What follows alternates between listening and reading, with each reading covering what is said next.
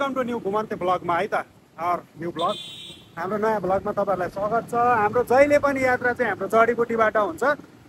आज हामी जडीबुटीबाट धामसम्मको यात्रामा छौँ है। हाम्रो यात्रा चाहिँ यता हाम्रो साथीहरू पनि हुनुहुन्छ। हामी 6-7 जना छौँ, 8 जना जति। यता हाम्रो रमेश, हेलो हेलो। आजको हाम्रो यात्रा चाहिँ धामसम्मको है। सो हामी जडीबुटीमा छौँ अहिले। हामी जडीबुटीबाट चाहिँ हाम्रो यात्रा, हामी जडीबुटीबाट कता हुँदै जान्छौँ भने जोरपाटी सुन्दरी जल हुँदै हामी धामड्याम जान्छौँ। तर कता कता हो यात्रा, बाटो चाहिँ गएको छैन, फर्स्ट टाइम हो। ल हामी जडीबुटीबाट चाहिँ जोरपाटीतिर लाग्यौँ है त।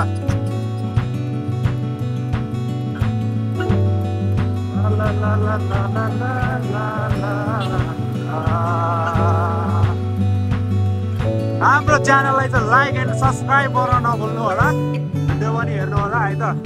हामी तपाईँहरूलाई यस्तै यस्तै नयाँ ठाउँको एकदम मनोरञ्जनवाला भ्लगहरू लिएर आउनेछौँ, रमाइलो गराउनेछौँ, रमाइलो गर्नेछौँ है त, होइन रमेश?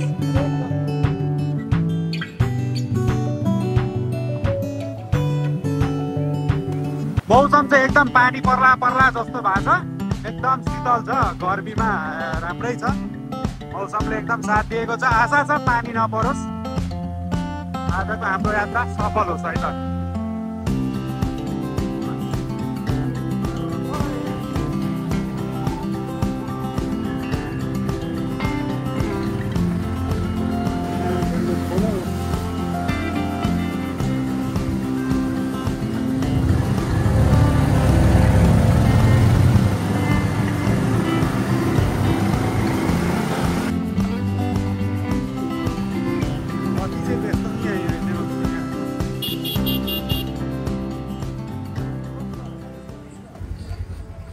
के छ समाचार, कहाँको यात्रा? हामी धामड्याम।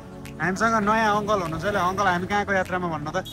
ल हाम्रो चाहिँ एउटा इलेक्ट्रिक गाडी पनि छ है, इलेक्ट्रिकमा जाँदैछौँ हामी। आयो भन्दैन, इलेक्ट्रिक स्कुटर छ। ल अगाडि हिँड्ने त होला नि, बाटो कता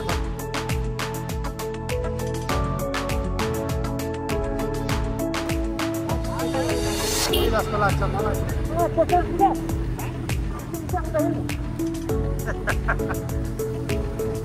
ल हामी खोलै खोला यात्रा गर्दैछौँ है त। हामी खोलै खोला, हामी कहाँ जोरपाटी निस्किन्छ है, गोकर्णेश्वर निस्किन्छ है। हामी खोलै खोला, हामी गोकर्णेश्वर निस्किन्छौँ। हाम्रो खोला छेउछाउमा मकै क्या दामी फलेको छ है, कस्तो दामी हरियाली देखेको छ मकै चाहिँ। यो मकै चाहिँ कसको हो कि, सरकारको हो कि व्यक्तिको हो कि? जसले भेट्यो त्यसको हो। नाची हेर्नु न, क्या दामी छ क्या मकै फले, राम्रो छ।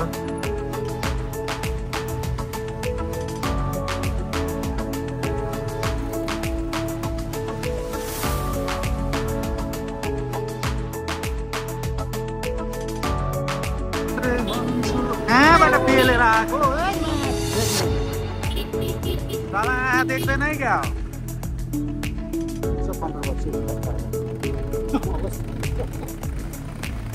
हामी गोकर्णेश्वर आइपुग्यौँ है। अब हामी गोकर्णेश्वरबाट चाहिँ यता कालो, यताबाट हामी कालो लाग्दैछौँ गोकर्णेश्वरबाट। यो चाहिँ गोकर्णेश्वर बस पार्क हो जस्तो लाग्यो। बस पार्कबाट चाहिँ हामी यता जाँदैछौँ है। इलेक्ट्रिकले त बवाल तान्छ त यार।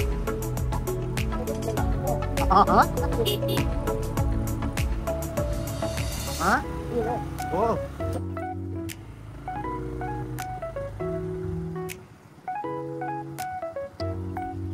हामी पनि फर्स्ट टाइम जाँदैछौँ। बाटो चाहिँ कता कता के हो थाहा छैन, यसो तपाईँहरू मिलाएर बुझ्नु।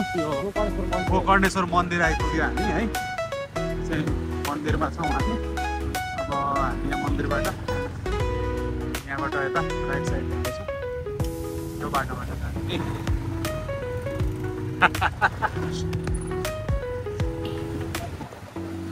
सुन्दरी जल 3 किलोमिटर रहेछ, किसिगा मन्दिर। सुन्दरी जल 3 किलोमिटर रहेछ।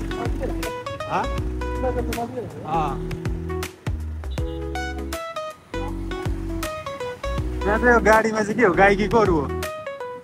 आमा कस्तो गाईहरू रहेछ यार। गाईहरू पनि गाडी चढिरहेछ हो।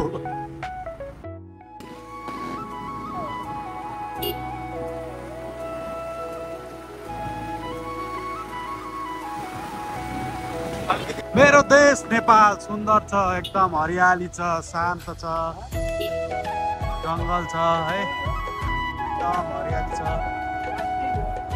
साथीहरू यता छन् सबैजना। हेलो गाइजहरू,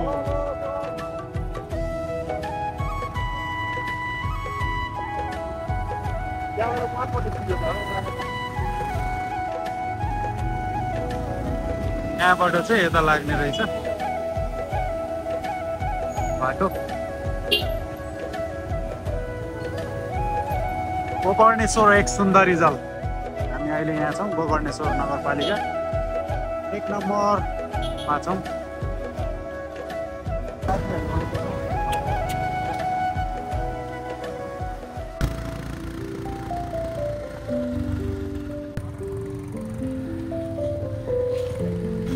यता चाहिँ बाटो ढलान गर्दै तर बाटो ढलान गर्दै गरेर बाटो बन्द छ अरे। हामी कता गल्फेरी घुमेर जाँदैछौँ है त।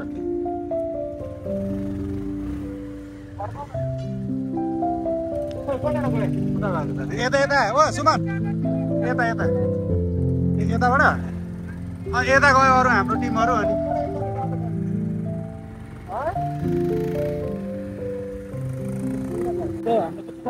बाटो बन्दको भएको कारणले गर्दा हामी फन पनि घुमै छौँ यो डाँडामा है। यो हामी जाने भनेको बाटो चाहिँ ढलान गरेको कारणले बन्द छ अरे। तलबाट अघि तल पेट्रोल पम्पबाट चाहिँ हामी सिधा जान्छौँ।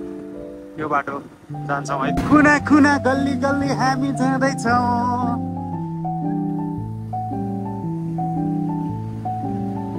कता कता हो बाटो हामीलाई नि थाहा छैन। हामी आफ्नै तालमा जाँदैछौँ।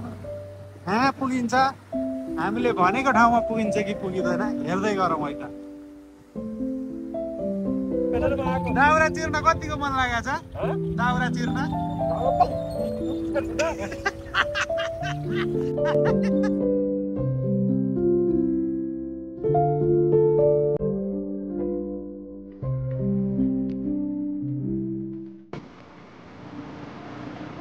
हाम्रो यात्रामा साथ दिने चाहिँ के साधन छ भनेदेखि हामीसँग 2टा पल्सर बजाजको 20 छ, एउटा हाम्रो इलेक्ट्रिक स्कुटर छ, अब एउटा हाम्रो के अरे यामाहाको एफजेड छ होइन।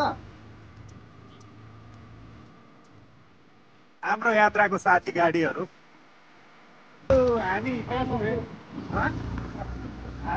गोकर्णेश्वर नगरपालिका छौँ। बाटो एकतिरको बन्द रहेछ। हामी कता कता हो कता कता बाटो हेर्दै सोध्दै हामी हेर्दैछौँ है। एकदम मौसम शान्त छ, हरियाली छ, सुन्दर छ अन्त हेर्नु सर।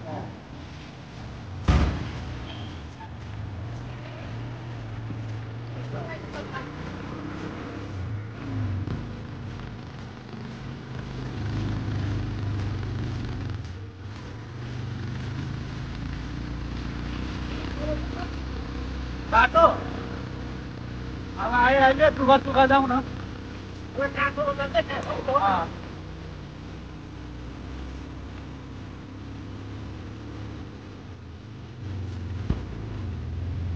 बाटो किन फेरि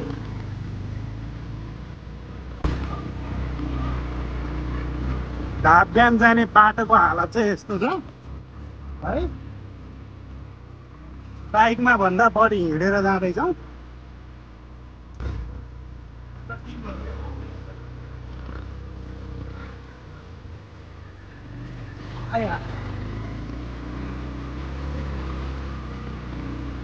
कति बिहे गरेको छैन कसैले भने, बिहे गरेको छैन, छोराछोरी छैनन् भने चाहिँ यो बाटोमा नआउँ साथी हो।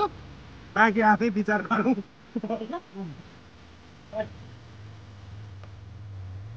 छोराछोरी हुने मान्छेहरू चाहिँ आउँदा हुन्छ।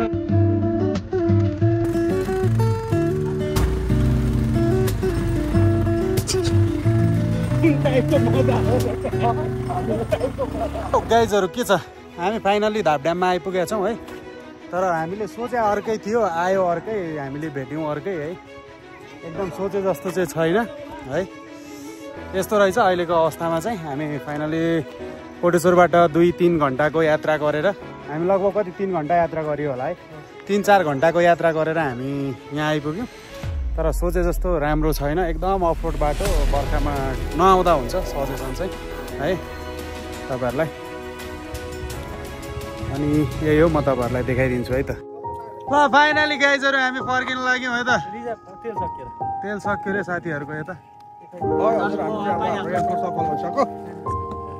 कस्तो लाग्यो सुमन सर? सङ्घर्ष गरे अनुरूपको त्यो फल पाइएन,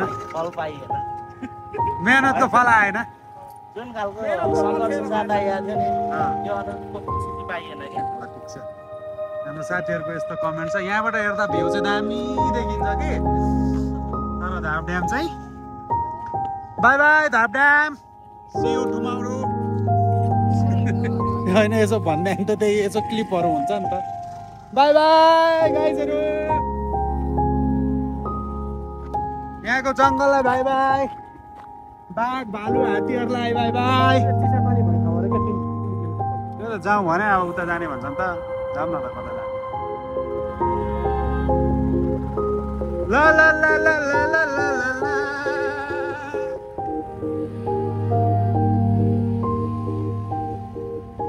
चिसापानी बजार जाने त?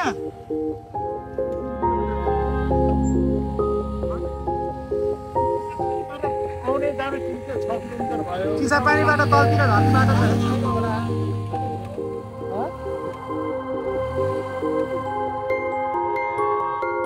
उतै तल झर्ने बाटो भएर ठिकै छ होइन, छैन भने त फेरि यतै फर्किनु पर्यो भने त झन् कुद्दै कुद्दैन। हाम्रो साथीहरूको यहाँ क्लच प्लेट गयो बाइकको, मलाई कन्टेन्ट मिल्ला जस्तो छ।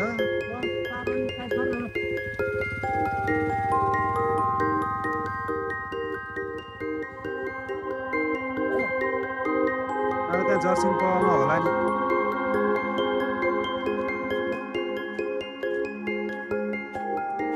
ल ल ल हामी फर्किँदै गरेको अवस्था गाइजहरू। यतातिर चाहिँ बाटो राम्रो छ, हरियाली छ है। बाघ भालुहरूले अट्याक गर्न सक्छ। एकदम जोगिएर होसियार भएर हिँड्नु होला तपाईँहरू जङ्गली जनावरबाट। अनि यतातिर जताभावी फोहोर गर्नु पाइँदैन रहेछ, अनि अर्को चुरोट खानु पाएन है। यतातिर बिचको अलिकति बाटो चाहिँ एकदम दामी छ, राम्रो छ, दामी देखिन्छ। हरियाली, चिसो, सुन्दर शान्त वातावरण भएको देश मेरो नेपाल। प्यारो लाग्छ नि आफ्नो देश, होइन म?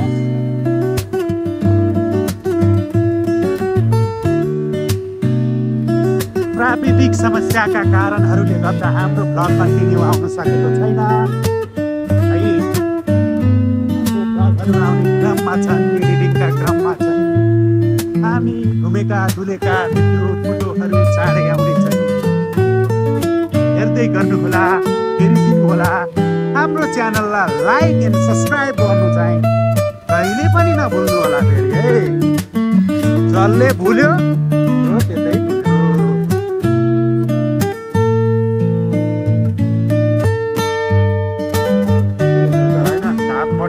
point रहेको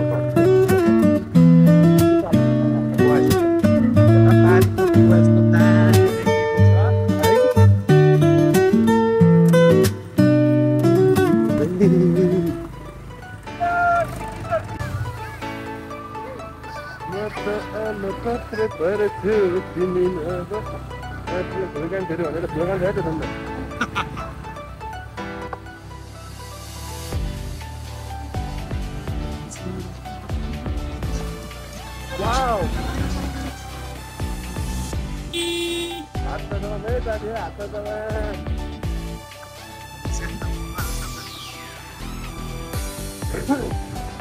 मुसुक्क हाँस्ने तिम्रो पानीले मेरो जाने जाने हो।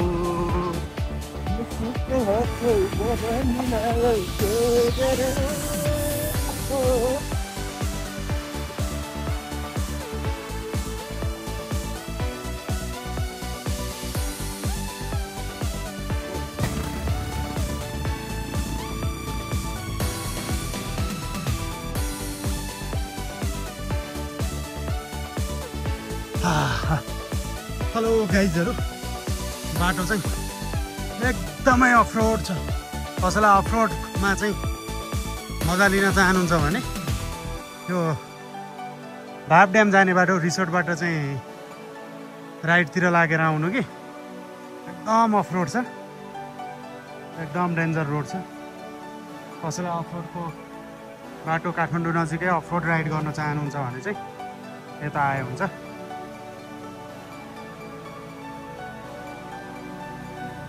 आउँदैछु।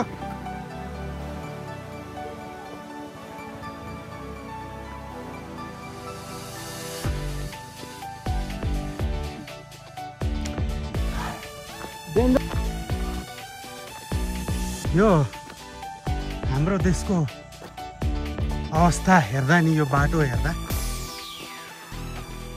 नेपालको राजधानी यति नजिक छ, यो काठमाडौँ भयो होइन। तपाईँको राजधानी नजिकैको आसपासका बाटोहरू पनि त्यस्तो छ कि, यस्तो डेन्जर बाटो छ। कमसेकम स्थानीय सरकारहरूको ध्यान जानु यो बाटोहरूमा, यो यसलाई मर्मत गर्नु, बनाउनु पर्ने हो। तर कसैले मर्मत गर्ने, कसैले जमर्को गर्दैन। अनि हामी नेपाली सबैले, हामी नेपालीले दुनियाँ खाएको छ, दुनियाँ देश पुगेको छ, दुनियाँ ठाउँ गएको छ, सबै चिज गरेको छ कि। तर एउटै मात्रै नजानेको कुरा, नेपालले भोट हाल्नु कहिले जानेन के।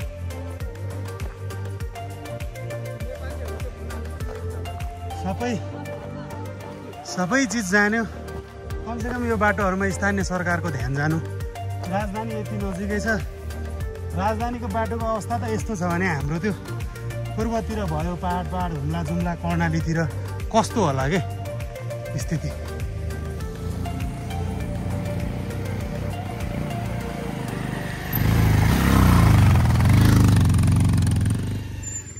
अब हामी एउटा इलेक्ट्रिक स्कुटरमा पनि आएको थियौँ। स्कुटरले चाहिँ सायद तानेन होला, साथी पछाडि नै हुनुहुन्छ, सायद पछाडि नै छोडिनु भयो कि।